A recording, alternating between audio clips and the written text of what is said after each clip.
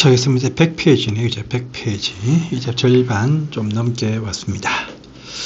자, 100페이지부터 101페이지까지죠. 건물의 용도 세분사항입니다. 이 부분은요, 첫 번째 주택에 관한 용도 구분 저번 시험에 이것이 나왔었죠. 근데 이 파트는요, 우리가 주택법 할 때 전체를 다 설명을 했습니다. 했으니까 뭐 세개청, 뭐 4개청 이하, 또 5개청 이상 등을 다 배웠습니다. 배웠으니까 통과를 하고요. 다만 그 위에 다시 한 번 더 체크할 사항이 있습니다. 청수에 제외되는 부분이 있죠. 필로티 부분 말합니다. 필로티.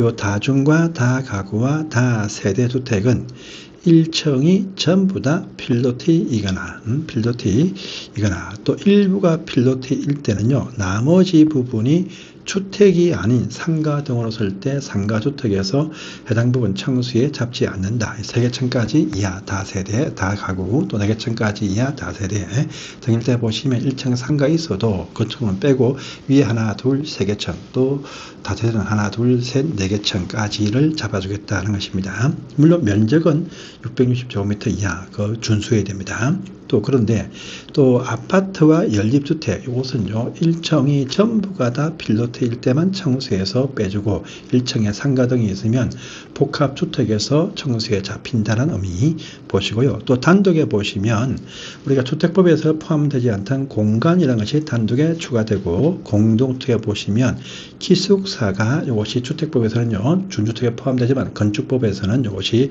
공동주택에 포함이 되어진다면서 하나 더 체크할 사항이 있죠. 일반 기숙사와 임대형 기숙사가 있다라면서 요 밑에 보시면 나와 있죠. 일반 기숙사는요 보통의 무슨 종업원이라든지 또 학생 등이 거주하는 장소인데 공동취사 이용시설이 전체의 50% 이상인 것을 말한다라고 하고요. 또 임대형 기숙사라고 하는 것은요 임대 목적에 제공하는 요 공간 방들이 20개 이상이 되면서 역시 공동취사 이용 세대수가 50% 이상이다. 이 두 가지 기숙사에 관한 구분 이것도 꼭 정리를 해주세요. 나머지 용도들은요 우리 상세하게 볼 사항들이 아니기 때문에 통과를 하도록 하겠습니다. 다음 페이지 넘어가시고 다음 페이지 끝에 보시면 요거 하나 체크해 주세요. 거기 13번에 보시면 다음 페이지에 제일 위에 우리 다중생활시설 고시원인데 아까 설명 전 시간에 했지만은요 한 건물 속에 500제곱미터 미만이면 이종건설에 포함이 되어지고 이상이면 숙박에 포함되어진다. 어디에 포함이 되어지든 다중생활시설은요 저기 영업시설군에 포함된다라고 이미 본 적이 있습니다. 이런 부분 체크해 주시고요. 또 그 밑에 16번에 운수시설이 보시면 4가지가 나옵니다. 여객 자동차 터미널, 보통의 무슨 뭐 강남 터미널 등이 여기 포함되어지고 철도 시설하면 철도 역사 말합니다. 뭐 서울 역사 등이고 공항 시설, 공항 아시죠? 김포공항, 김해공항, 또 항만 시설들이 여기 포함이 되어진다. 근데 터미널자가 붙어도 물류 터미널 이것들은요 창고 시설이지 터미널이 아니다. 또 버스 차고지 있죠. 버스 터미널 우리가 저기 뭐 서부 터미널 이렇게 버스 터미널이 있습니다. 이것들은요 자동차 관련 주기장이지 이것은 운수가 아니다. 이런 부분 체크해 주시고요. 또 문화집회에 보시면 동식물 관련 동물은 식물로는 문화집회에 포함이 되어지지 동식물 관련이 아니다. 본 적이 있고요. 주유소는요 자동차 관련이 아닙니다. 세차장은 거의 포함돼. 주유소는요 위험물 저장 처리 시설에 포함이 되어진다. 어린이회관은요 이것이 노이자 시설이 아니고 관광 휴게실도 포함된다. 과거에 나온 적이 있다. 또 고물상 이것은 창고 아닙니다. 자원순환 시설에 포함이 되어진다. 이런 부분 체크하시고 야영장 같은 경우도 보시면 야영장 안에 야영장 전체 부지 면적이 아니고 안에 있는 무슨 사무실이라든지 뭐 화장실, 뭐 주방 이것들인데 이것들이 300제곱미터 미만이면 야영장 시설이고 300제곱미터 이상 되는 건물이 있으면 수련실에 포함이 되어진다. 이런 부분들 체크를 해주세요. 자 넘어가겠습니다. 자 이제 그 건축법 적용의 그 특례가 나오는데 여기 3번의 1번 사항은 조금 어렵게 나옵니다. 그래서 그것도 응용할 때 나오긴 나오는데 여러분들 또 우리가 농촌지역 말고 도시지역 있죠. 주거지역, 상업지역, 공업지역, 녹지지역까지 도시지역인데 이곳은요 건물이 많이 있어. 그러니까 건축법을 모두 다 적용을 한다랍니다. 또 용도지역을 묻지 않고 지구단위 계획구역이다라는 것은 앞으로 계획을 잘 세워서 건물을 많이 짓는다는 말입니다. 그래서 뭐 농촌에 있어도 지구단위 계획구역은 도시지역처럼 간주해서 건축법을 다 적용시킵니다. 그 다음에 용도지역을 묻지 않고 동이나 업 동업의 행정구역에 속하면요, 건물이 많다 해서 법을 다 적용시킵니다. 자, 또 동업 소속의 섬인데 섬 인구가 500명 이상 살 때 법을 다 적용시키겠다랍니다. 그런데 도시 지역도 아니고 즉 농촌 지역이면서 동시에 지구 단위 계획구역도 아닙니다. 개발할 계획도 없고 그러면서 동시에 동도 업도 아닌 면 단위 지역입니다. 시골 농촌 깡촌 말이에요. 그 시골 농촌 깡촌도 법을 대부분 다 적용을 다 합니다. 그런데 요거 5가지는 적용하지 않겠다라고 합니다. 뭐냐면 대도 건 대방입니다.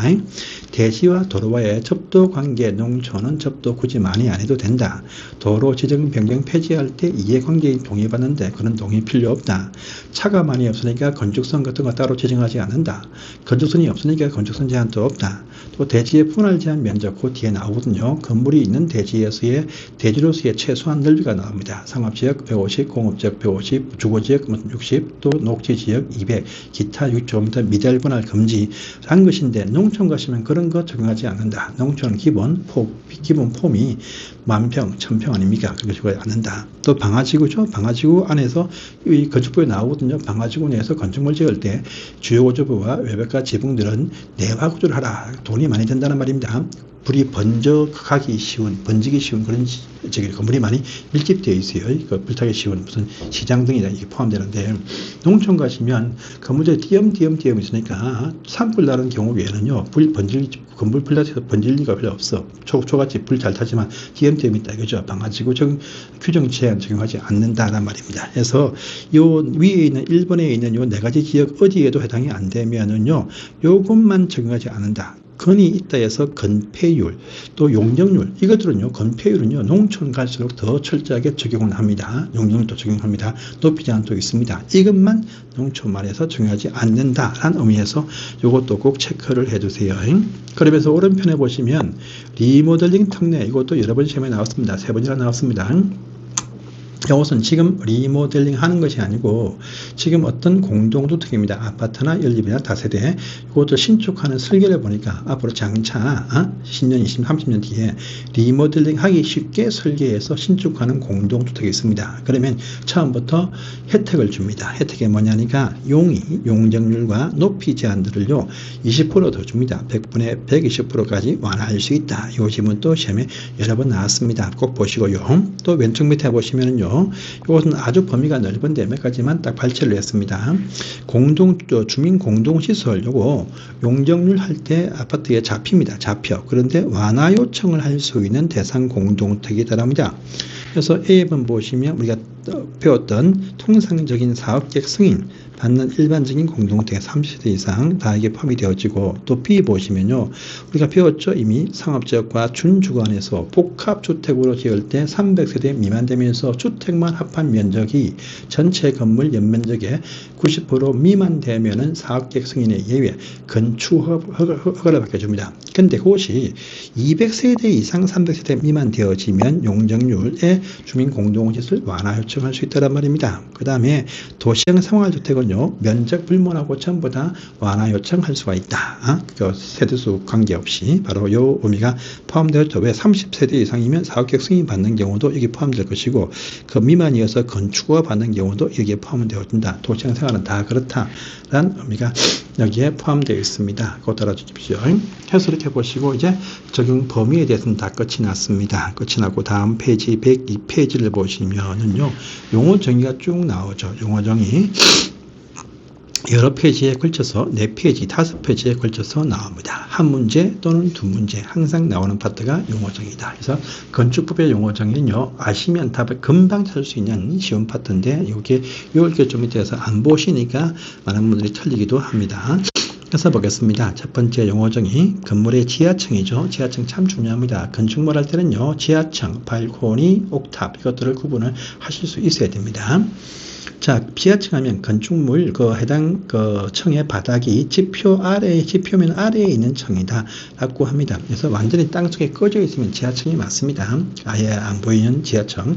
그런데 이 서울 같은 지역에 보시면 건물을 딱 건축을 딱 해놓고 3개 층, 4개 층을 딱 건축을 했는데 제일 밑에 층이 보니까 지표면에 반 정도 걸쳐 있는 흔히들 반지하라 부르죠. 반지하, 반지층, 반지하란 말은요 법에 있는 용어가 절대 아닙니다.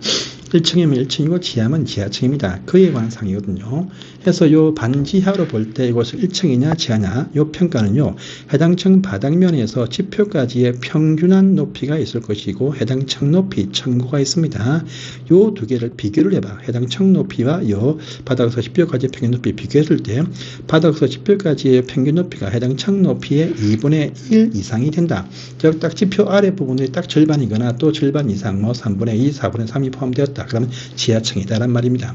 물론 3분의 2가 지표 아래에 있어도 지하층이 맞습니다. 그런데 지하층에는 무엇이냐? 의를 물으면 항상 2분의 1 이상인 것이다라는 표현이 꼭 나와야 됩니다. 그 말입니다. 그 다음에 또 두 번째 상 중요하죠. 주요 구조부 반드시 외워야 되겠죠. 건물을 바치는 주요한 구조부에서 6가지가 나옵니다. 이거 외울 때 두문자법이 있거든요. 여러 우리 교수님들이 다르게 쓰고 있지만 어떻게 쓰든 관계는 없습니다. 저는 볼 때 내기 바보 지주다 이렇게 외웁니다. 그래서 내기에서 바보들이 지준다 이렇게 저는 외우는데 내력벽 여기 포함되어지고 기둥 여기 포함됩니다. 바닥도 포함되고 보도 포함되고 지붕들도 포함됩니다. 주계단 포함됩니다. 시설 결혼을 배우시니까 이 내용들 다 아실 것입니다. 그런데 이 중에서 제일 중요한 문장이 바로 이 문장이죠. 뭡니까? 최하층 바닥, 이 건축물의 제일 밑에 있는 층간 바닥은 다 바닥에 포함되어서 주요구조부인데 제일 밑에 최하층 바닥 1층이면 1층, 지하면 지하층, 제일 밑에 있는 최하층 바닥은 포함이 안 된다. 라는 부분을 꼭 기억하시고 나머지도 읽어봐 주시기를 바랍니다. 자, 리모델링 이미 주택법 할 때 나왔습니다. 의의는 똑같습니다. 건축물의 노후화 억제와 기능 향상을 위해서 하는 것인데 그 하는 행위가 뭐냐 보니까 대수선해도 건물 안 커지는 대수선해도 리모델링이고 일부 정축해도 리모델링이죠. 그런데 주택법은 이까지였습니다. 그런데 건축법에서는요. 일부 정축 또는 개축하는 행위까지 포함해서 리모델링이라 부른다. 그래서 개축이 주택법은 포함이 안 되어도 건축법은 포함이 되어진다는 또 차이점이 있습니다. 이런 부분도 보시고요. 자, 기타 용어 중에 또 다시 시험에 나왔습니다.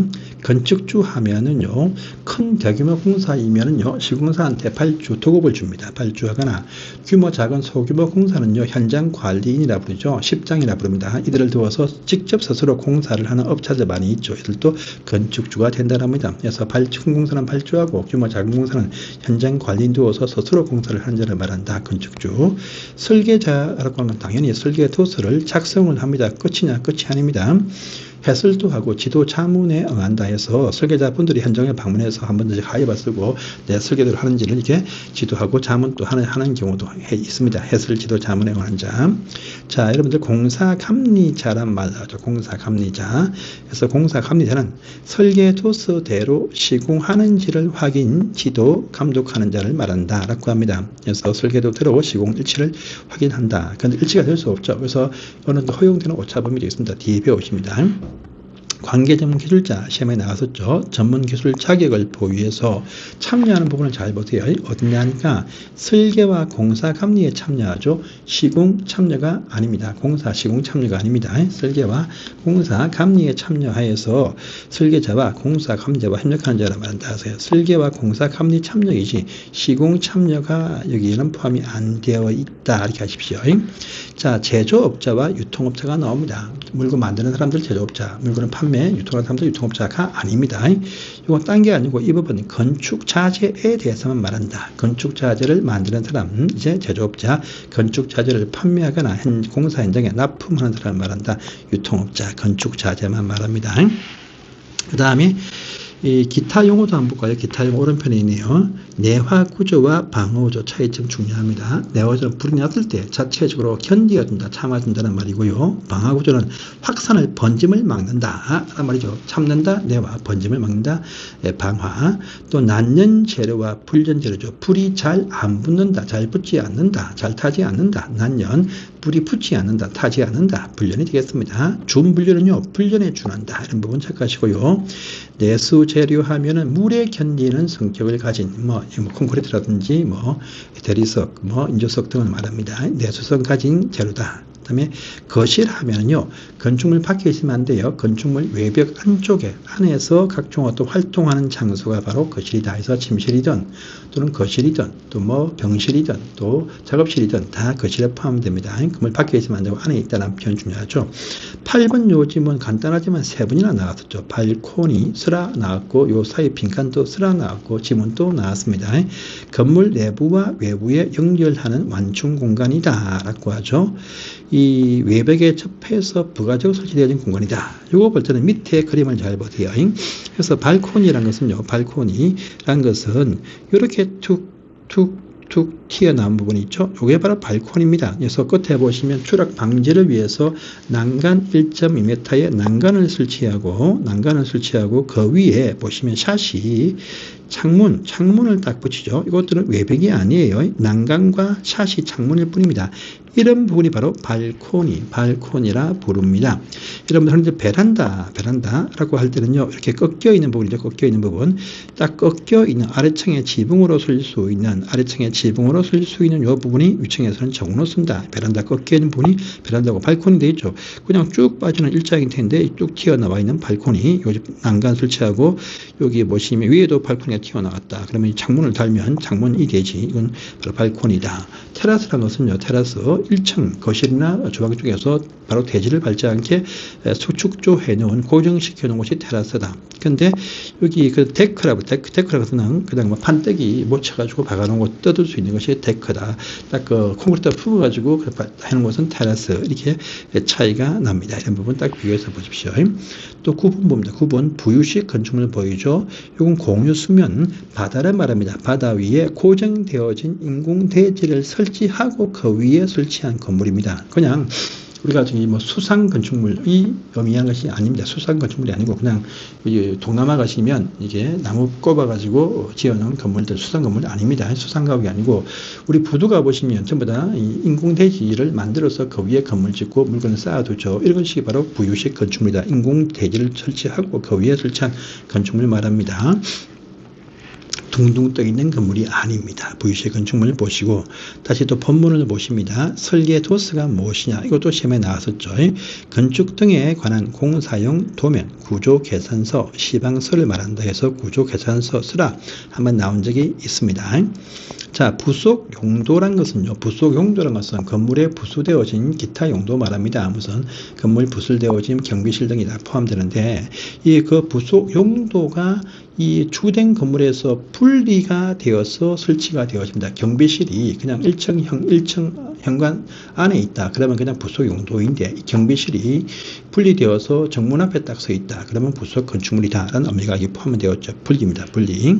다음에 7번 부속 구조물도 이번 시험에 나왔었죠. 부속 구조물. 자, 추가적으로 설치하는 급기 배기를 위한 건축물 구조인 바로 환기시설물로서 대통령용으로 말하는 것을 말한다 해서 대통령용 보시면 환기구를 말한다 해서 환기시설물로서 환기시설물 환기구 이것들이 바로 부속 구조물이다. 이렇게 해서 체크를 해주세요. 자, 그 다음에 밑에 고층 건축물과 초고층 건축물과 준초고층 건축물 있죠.